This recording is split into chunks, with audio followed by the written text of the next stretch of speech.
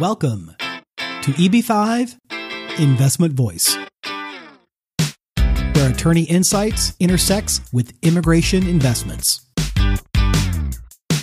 If you are a foreign investor, domestic fund manager, or enterprising entrepreneur and want to get the most out of the EB5 program, you have come to the right place. I'm Mark Deal, and I'll be your co-host on this journey. I'm joined by your host, Mona Shaw, and other attorneys at Mona Shaw & Associates, as well as immigration leaders from around the world. So let's get into EB5 Investment Voice. Mona, I realize we are continuing our series of unfortunate events, and this time we're talking about something. It looks like there's a pattern emerging, and perhaps it's not a good one. It's about denials. Is that right? Oh, yes. This is not a nice topic, Mark, but, you know, we have to deal with the not so nice stuff along with the exciting stuff, don't we? Yeah, that's true. And the more we know, the better we can plan, right? Well, yes, as well as the fact that we really want full disclosure for all of our listeners. And hopefully through full disclosure and through talking about some of the not so nice events, the unsavory matters, we can actually make a change. Well, that's the hope anyway. Mm-hmm. But yes, this episode is about discussing denials and that we are seeing a pattern emerging, which is not pleasant at all. And for that, I have to say I'm really excited that today on today's show, we have, of course, he's starting to become a super regular, John Pratt and Suzanne Lazicki. Pleasure to be here. Yeah, John, welcome back. You're becoming a regular on the show. Thank you, Mark, and thank you, Mona, for the invitation again. And that now we are discussing really critical, important topics that deal with EB5 as well. You know, Mark, the whole issue relating to denials is that it's really not expected, especially when there have been adjudications which have been out for 4 or 5 years, especially recently because we have had the massive delays because of COVID and the change of government and all the staff issues that USCIS have had. The most recent quarterly report, which Suzanne's going to discuss right now, is indicative of a really unfortunate trend. Suzanne, what are you seeing? Well, I have statistics in front of me, starting with I-526 for I-526 approval and denials going back to 2013. And looking at 2013 up to 2021, it's fairly consistent. It's around a 20% denial rate for I-526. And then in 2022, year to date, all of a sudden we have a 45% denial rate. Yeah.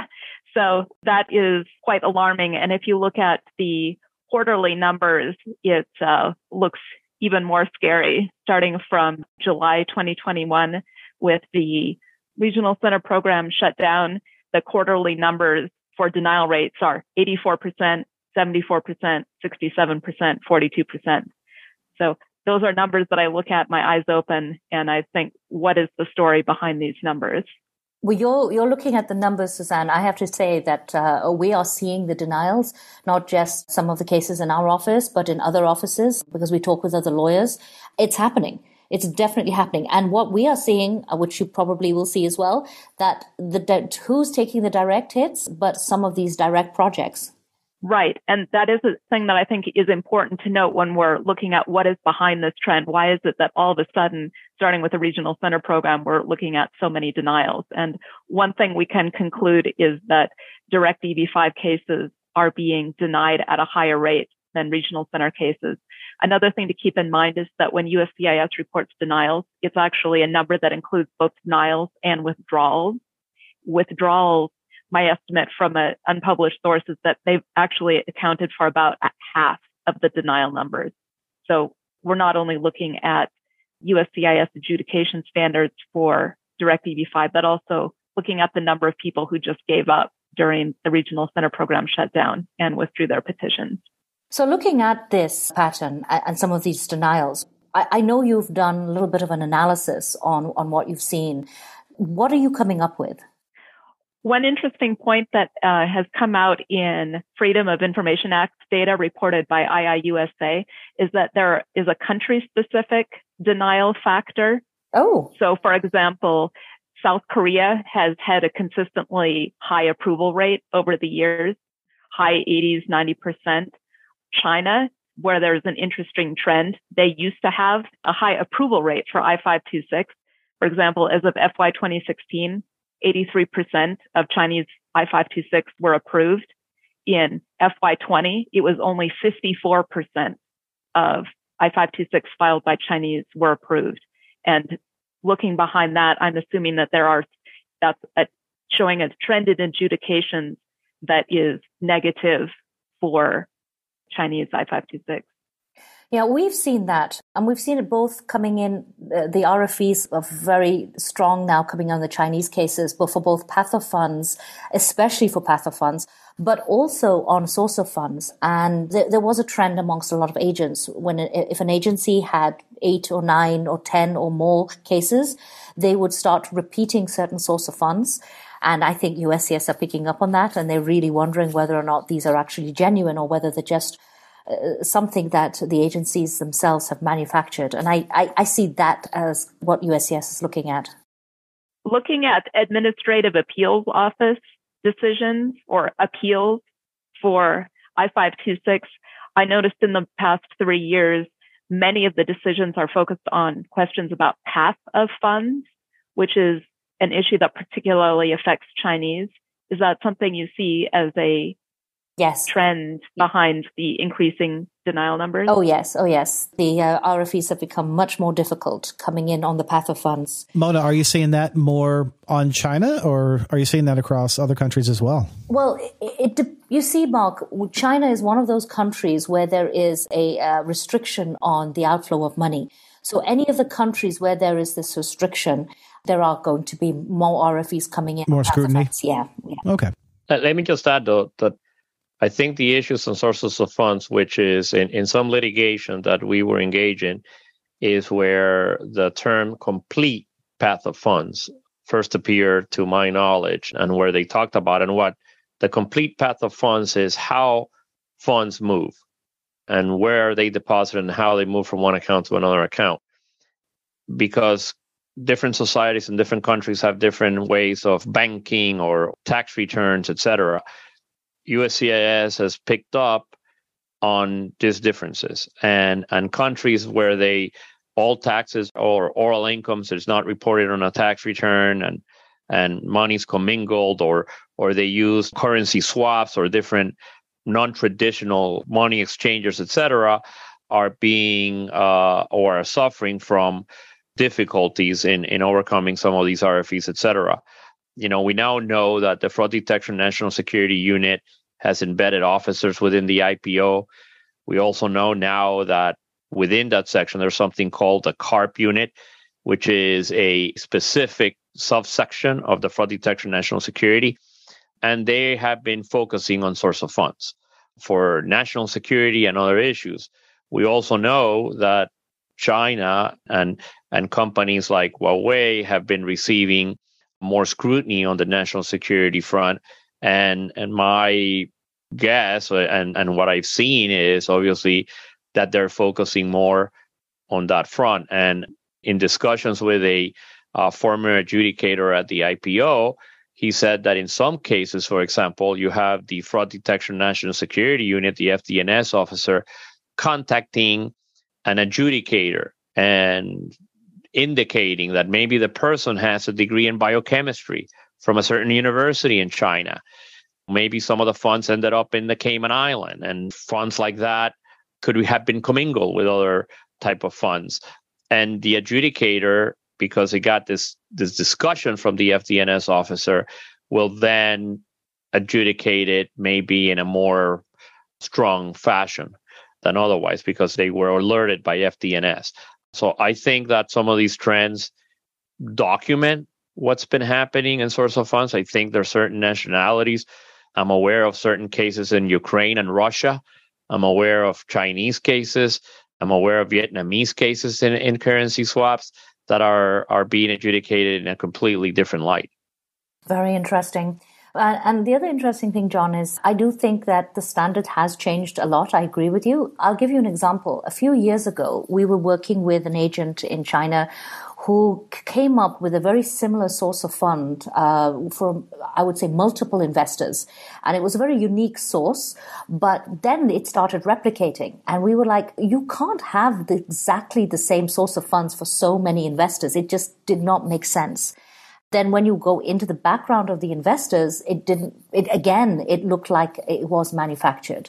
And when we questioned, when we went back to them, they were indignant, they got upset with us. And we didn't have direct access to the client. That's the problem when you deal with agents in some of these countries. So I think that practice is going to have to stop. I think a lot of attorneys are going to have to talk one-on-one with the client, get a translator, and if they have to, an interpreter, and not go through the agent as much. Right. But let me just add another thing. Another part of the problems that we've seen is when you get an RFE on a source of funds or an application that's pending for 4 years, and maybe the source of funds documentation on that I-526, which is pending for 4 years, is maybe 5 or 6 years old as well. Yeah. 10 years after the fact to then now go back. I'm dealing with a case right now where someone got an inheritance in Latin America to acquire a parcel of land, and then it was sold. They now want to know when the inheritance was done, how the grandmother bought the property over 30 years ago. So they're asking for certain things that are just simply non-existent. Yeah. And I go back to this complete path of funds issue. In one of the litigations that we were engaged is the gentleman could prove that he earned the money, but he kept some cash because in his society, in the country where he was, he wanted to keep some cash. The government and the IPO said that was a failure on the complete path of funds because $50,000 all suddenly appeared in a bank account, even though he could prove that he earned the money and he had sufficient income tax returns to earn it. But what they wanted to see is that it went from the company paying his wage to a bank account where it would accumulate. Yeah. So they're going into some evidentiary requirements that are clearly above and beyond what the regulations require, but they're asking for these complete path of funds issues. Suzanne, you've put together a number of factors relating to your analysis of the data for denials. What are you seeing? When I'm looking at denials, one way to think about it is whose fault was this?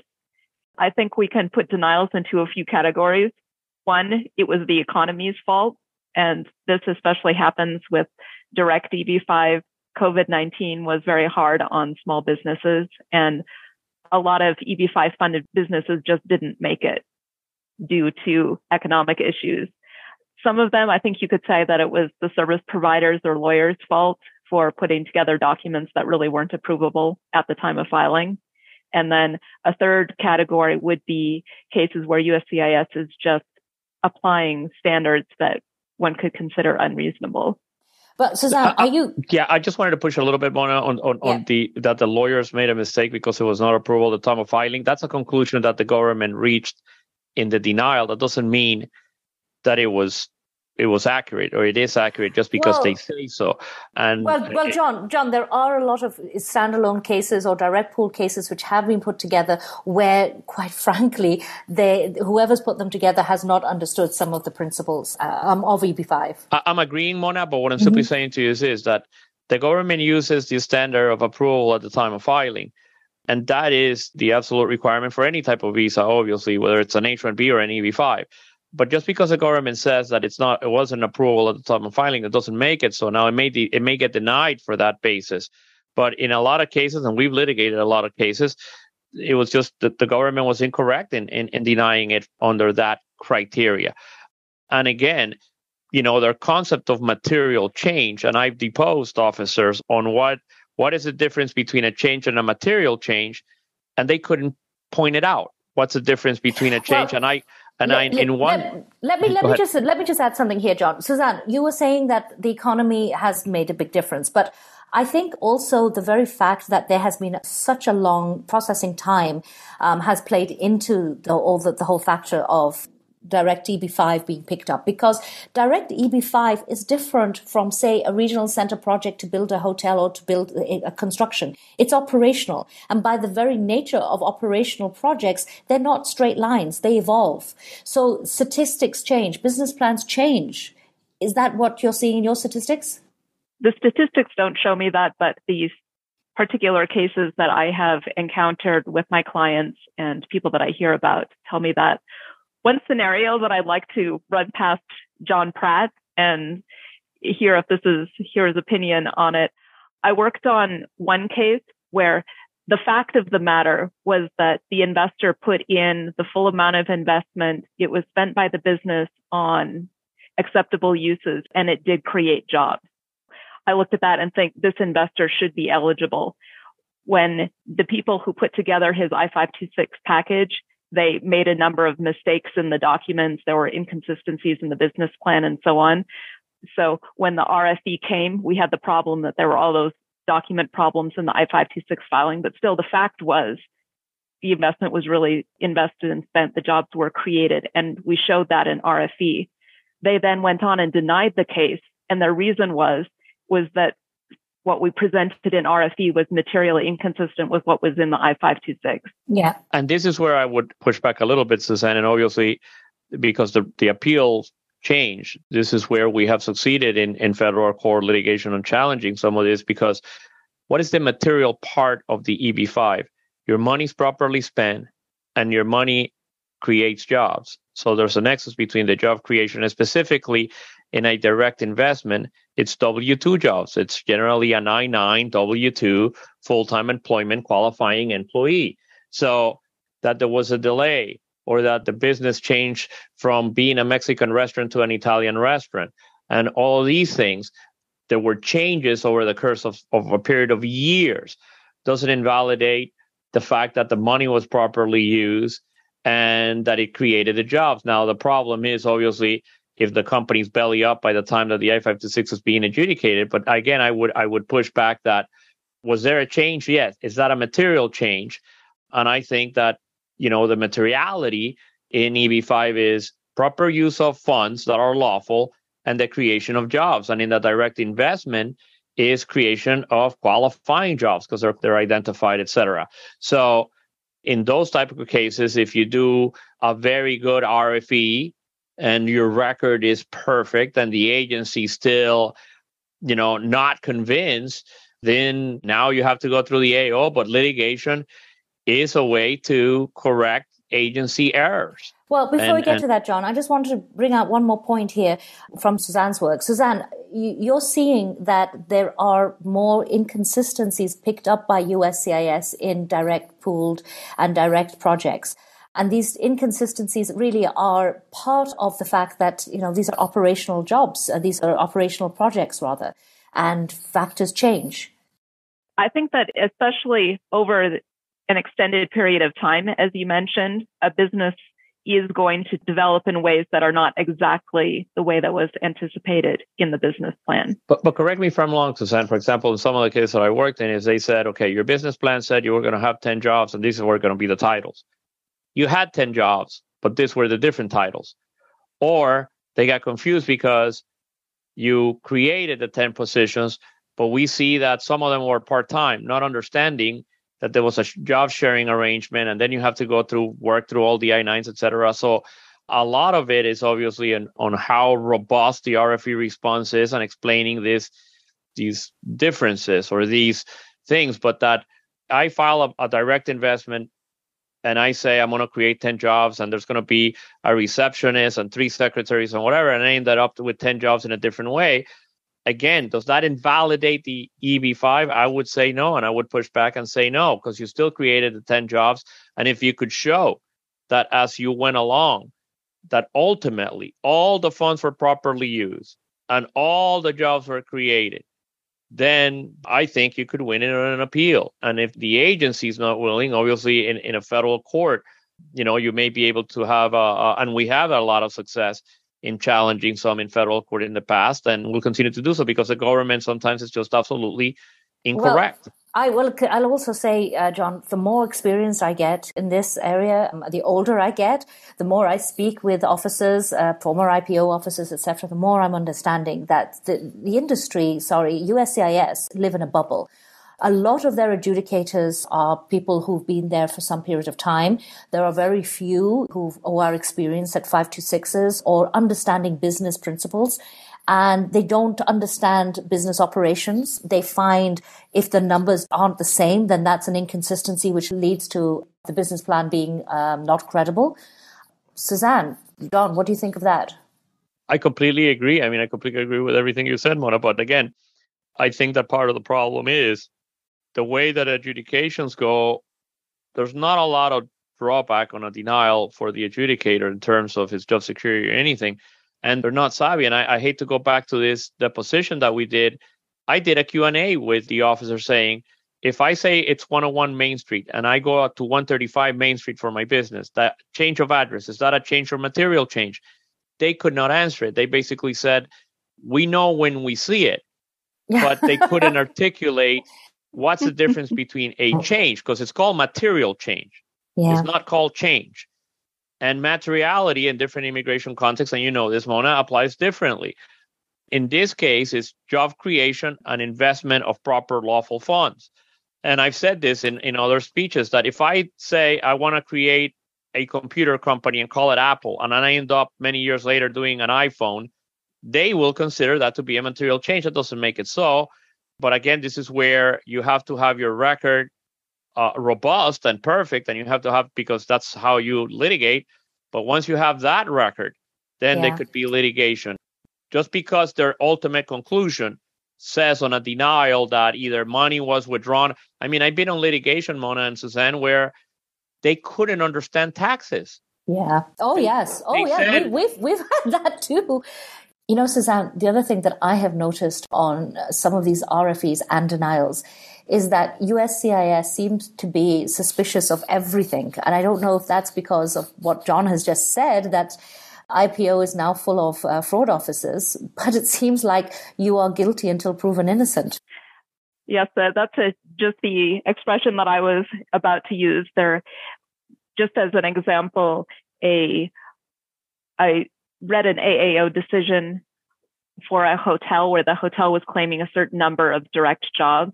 And as evidence that when asked whether that number was reasonable, they had their management company, who's a third party, write a letter saying, we manage these other hotels. This is consistent with employment at our other hotels. This number is reasonable. And in the denial, they said, no, that wasn't enough. This management company should have provided payroll records and tax filings for their other hotels to convince us that this was truly the reasonable number of jobs for this hotel. And also on source of funds, seeing the same thing. You prove that you earned a certain amount from your job. You prove that you pay taxes on that. You prove that you had the money in the bank, but they would say you had to prove that this money that you earned went into the bank and provided this bank balance. It looks like a very high standard of proof to me. Yeah, John, are we seeing that? They've changed the proof? Well, it's still the preponderance, but in some of the discussions and with this former IPO officer, we're talking about the unreasonable. It's not even beyond reasonable doubt; it's beyond unreasonable doubt. And I'll just go back to in some of the beyond unreasonable doubt. So I'll just simply say what Suzanne said. If I can even prove that my salary is $500,000 and it went to my bank account, but my bank account had another $100,000 there parked before I got my 500. They want to know where the 100 came from and whether that was clean and whether my money was commingled with other money that was not 100% lawful. So they're using some standards that are just simply, it just doesn't happen in the real world. And I think that this goes back to my litigation hat. I'm now almost universally, Mona, using accountants to trace the path of funds on any new EB-5 that I get. Why? Because I want to have the backup of a reputable accounting firm to say, this is how the money moved, this is the source of the funds, etc. Because in one direct EB-5 project that I'm working on right now, the government concedes that he documented his $1 million. But 5 years have been going on since he's operating this business successfully. They then question subsequent post-approval, another $4 million of his own money that he invested. So now they want to know the source of additional investments he made and other investments by other investors into his company. So now they want to know every cent that went into the company. That's not preponderance of evidence at all. I'm agreeing with you. And this is where you have to get creative in the sense that I'm thinking litigation, right? I'm thinking federal court. I'm in federal court at some point in front of a judge, and the judge hears for a KPMG or hears from a reputable accounting firm, and the accountant says, what they're saying, it doesn't exist. Yeah. Because I'm thinking litigation. And in the eye to eye context, I'm thinking litigation in front of a judge, whereby I want to depose their accountant. I want to depose how they came up with that evidence is reasonable. Just because they say it's reasonable, it doesn't make it. So the only other point that I would like to say is this. They ask you on an RFE, you submit what they ask you, but the denial is criticizing you for submitting evidence that they did not even ask. Right. So to say that the lawyer failed, that happens a lot. There's a lot of bad work. But just because they say it doesn't make it so. And again, I go back to these cases whereby they don't ask for it, but then the denial says you didn't provide it. And the regulations, the policy, nothing requires for you to submit that type of evidence. Okay, this is really bringing me to an area which I'm feeling so strongly about, and I know Suzanne does too. Non-EB5 SOFs, the source of funds from partners who are not EB5 investors. Suzanne. This really outrages me because it seems that it's specifically used to hassle direct EB5 investors, because if every individual investor, if his eligibility were contingent on the source of funds of every other investor in the NCE, if that was actually an eligibility issue, then regional center investors would also have to provide the source of funds for every other regional center investor in the NCE. And if one had a source of funds problem, every investor in that regional center NCE would have to be denied. But they don't apply that logic in the regional center context. They have just started to ask direct EB5 investors to verify the source of funds for non-EB5 investors in the NCE, which, of course, non-EB5 investors are not happy to do. It's another thing that's not written in the policy. It's not written in the forms. It just comes out in RFE and inconsistently in RFE. Is this something that's open for litigation? I think it's definitely open for litigation, obviously, because, and I love litigation. We've been doing litigation for a long, but it's not parting of the Red Sea either. It depends on which judge you get in which court. And one of the cases we're litigating is now pending before the judge. That was a magistrate judge. And the magistrate judge accepted. You satisfy the regulations. You have evidence to satisfy the regulations, but the agency it's not unreasonable to go above and beyond the regulations. And what I would say is, you're absolutely right, but you got to document a record, because if I am not an EB5 person, there's no way in hell I'm going to give you all this documentation just because you're in EB5 context. Now, that to me has two problems. One is the guy that already existed will have to push back and put something in the record that why the evidence is unavailable, because you want to put something in the record that the evidence is unavailable for a reason, not just that you didn't want to submit it. But in addition to that, now coming from a new investor, I'm warning people if they're doing direct investment and they're using other capital that, hey, you don't want to find out 4 years from now that they want to know all sources of funds. I'm just alerting you that they're doing that. You see these trends where you try to advise people, look, I would really like an accounting report of where how your money moved and where it was parked and how you earned it, and having the backup proof, because you may not get an RFE for 4 years. And I want to have that up front. Yeah, well, that brings us to the fact that RIA, the EB5 Reform and Integrity Act, has now made the fact that, John, we cannot go directly to federal court and we have to go through AAO, the Administrative Appeals Unit. Suzanne, I found out recently that the adjudicators for AAO are the same adjudicators who are in the IPO, and that it's not necessarily judges. So that really made me feel very good. But you read every single AAO decision, right? What are you seeing as far as the time they're taking to complete AAO decisions right now? I would have 2 points to say on that. One is that they now, on the USCIS processing time page, they do have a report for Administrative Appeals Office where they tell you in the last quarter how many appeals did they decide and what was the time frame. They claim that for July to September. They issued decisions on 4 appeals, and they were all within 180 days. So that's nice, although we don't know how many were pending in the hopper that they didn't decide.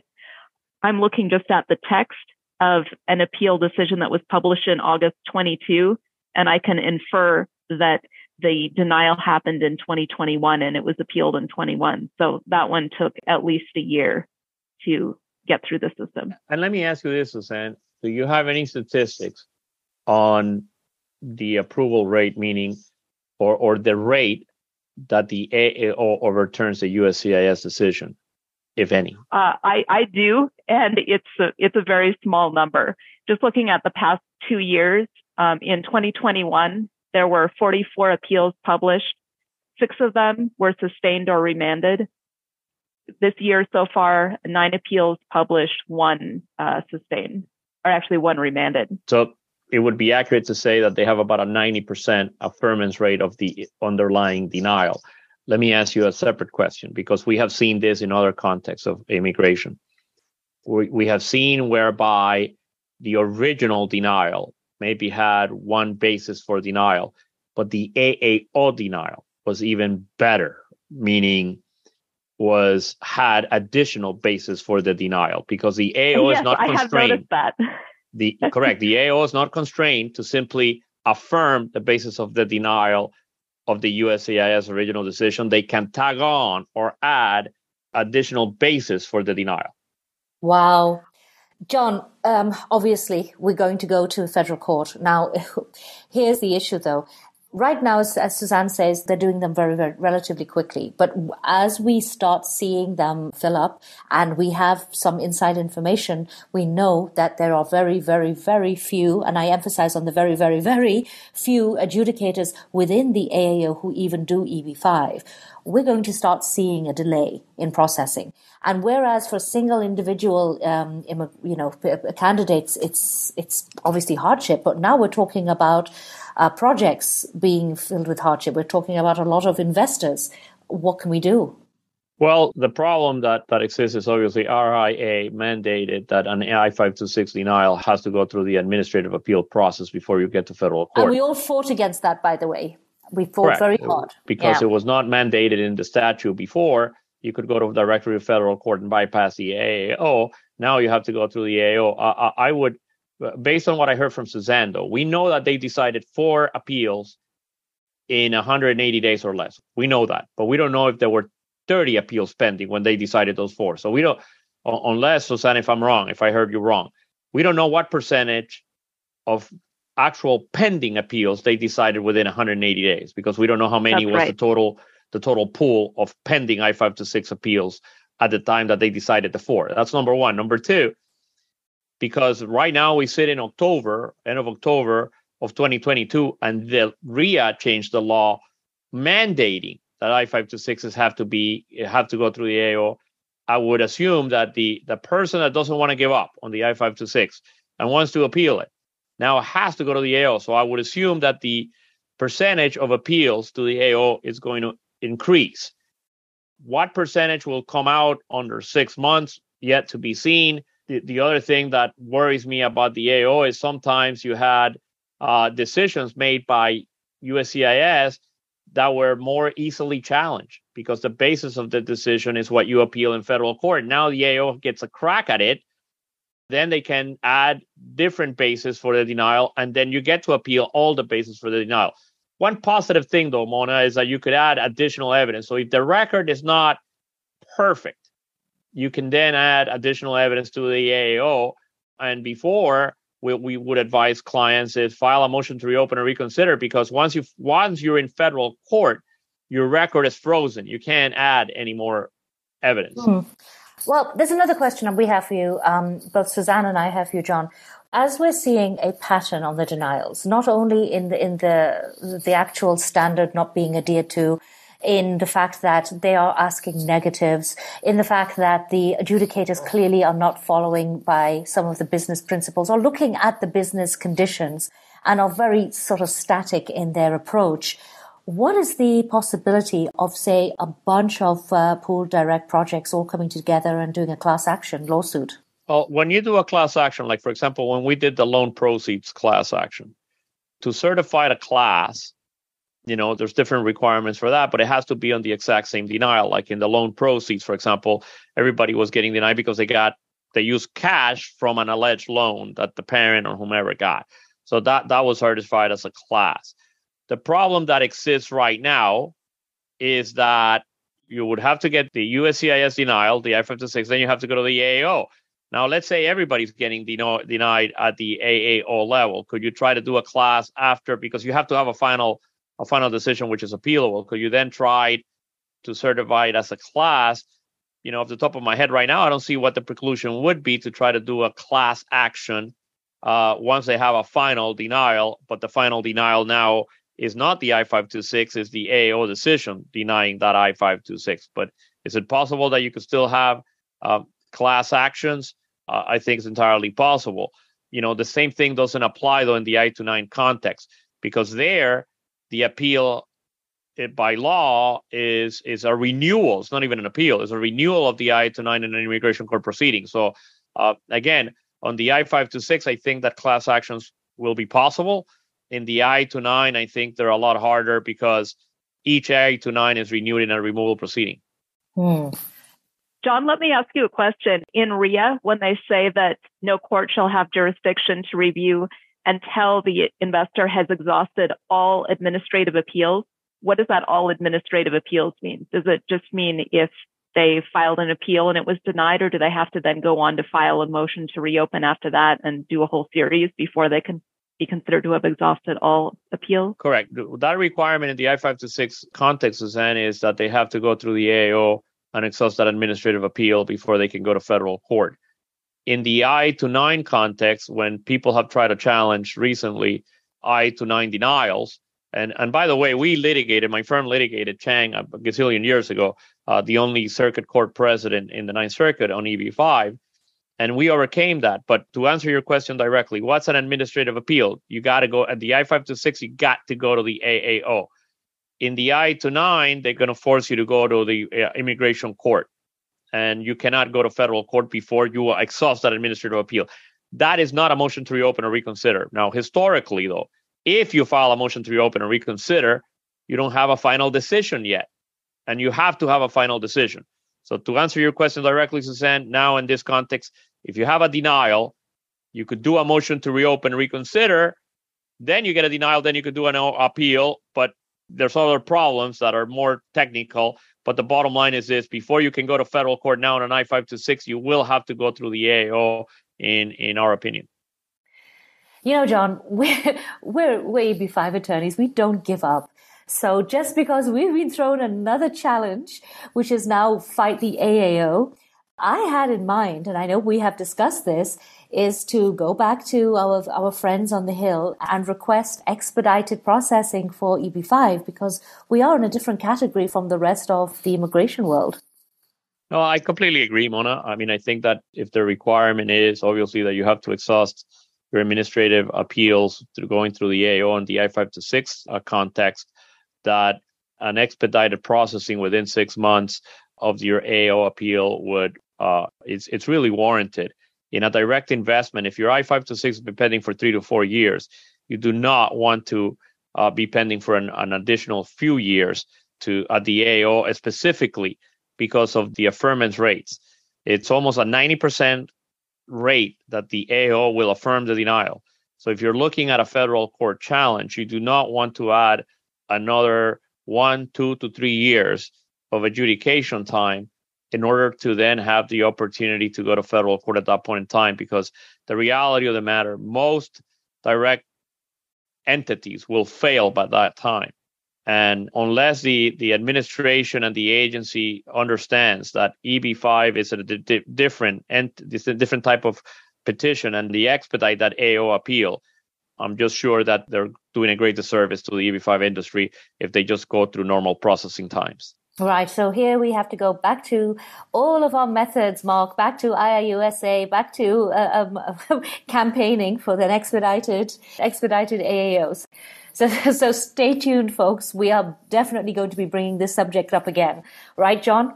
Absolutely. And one important critical thing is that once the underlying petition, meaning the I-526 is denied, if there's a concurrent file adjustment of status application, while you go through the AO appeal, the I-485 can be denied. There is no stay of the I-485 pending the administrative appeal process.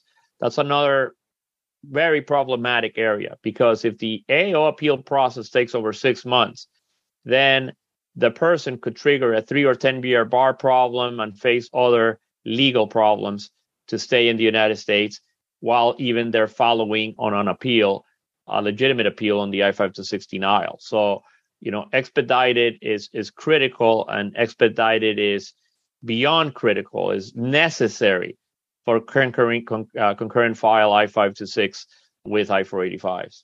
Yeah, there's a lot of human stories and sad stories because related to so many of these denials. Because the USCIS has taken 4, 6, 5, 7 years to come up with the denials, people have moved over here, children have aged out, businesses have taken the money. There's just so many issues which USCIS just refused to look at. It's terribly unfair. Yeah, I'm glad you brought that up, Mona, and it kind of comes full circle to what we're saying. These denials are people, not just the petitioners themselves, but the families, as well as the projects they back and the American jobs that are relying on these projects to go through, to better the economy. And with us facing a recession, now they're saying 100% it's happening. Now's not the time to really mess around with a lot of this project funding in the EB-5, and this is job creation money that we need for America. Suzanne, John, what do you recommend going forward to prevent or at least mitigate some of these denials? Proper representation, having the right team, and starting with a seasoned EB-5 practitioner is critical, and having the proper team to present the case and to build a record and properly respond to whether it's a request for evidence, notice of intent to deny, is absolutely critical now, because the application has to be submitted with the right type of evidence to try to obtain a positive result. Suzanne? I would reemphasize that to the extent that denial factors are within our control. I would say that's the most important thing that's within our control, just getting the paperwork done by people who have experience, because a number of the rules are unwritten rules, and the only way to know is if you're working with people who have done it before. Another factor for those of us who are service providers, just informing our clients as well as far as what's risky and what are issues that might come up, just so that they know to be prepared for it. Sometimes we don't want to give people bad news in advance, but in order to avoid a denial down the road, it's good to talk about those issues. And on the USCIS side, I would love to see processing times coming down, because the longer a petition stays pending, the more likely something is to happen that's going to make it result in a denial or withdrawal. And if we had timely processing, we wouldn't see businesses spend so long in that period when they can't have a material change. I completely agree. Yeah, excellent points, both of you. Well, thank you very much. I'm sure we're going to be returning to this topic. Yeah, Suzanne and John, thank you so much for coming on EB-5 Investment Voice. Thank you. Thank you. Thank you, Mona. Thank you, Suzanne. And thanks again, Mona, for highlighting some of these critical issues for the industry. Thank you for being with us today on EB-5 Investment Voice. The topics presented in this podcast is informational in nature and is not to be taken as specific legal advice. If you have questions on the topics presented in this episode or other investment immigration needs, please contact Mona Shaw & Associates. Mona and her attorney staff can be reached at mshawlaw.com. That's MSHAH law.com. Make sure you don't miss our next episode focusing on a different aspect of the EB-5 program by subscribing to the podcast. While you're at it, leave us a rating on iTunes. If you really found this episode valuable, share it with someone else that could benefit from this information. Until then, I'll see you on the next episode of EB-5 Investment Voice.